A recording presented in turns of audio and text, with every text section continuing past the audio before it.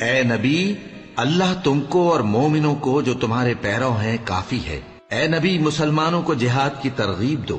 اگر تم میں 20 آدمی ثابت قدم رہنے والے ہوں گے تو 200 کافروں پر غالب رہیں گے، اور اگر 100 ایسے ہوں گے تو 1000 پر غالب رہیں گے، اس لیے کہ کافر ایسے لوگ ہیں کہ کچھ بھی سمجھ نہیں رکھتے۔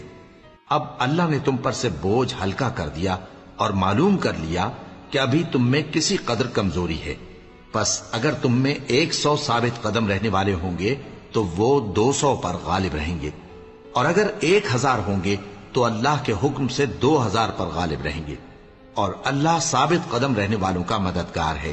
پیغمبر کو شایع نہیں کہ اس کے قبضے میں قیدی رہیں جب تک کافروں کو قتل کر کے زمین میں کثرت سے خون نہ بہا دے۔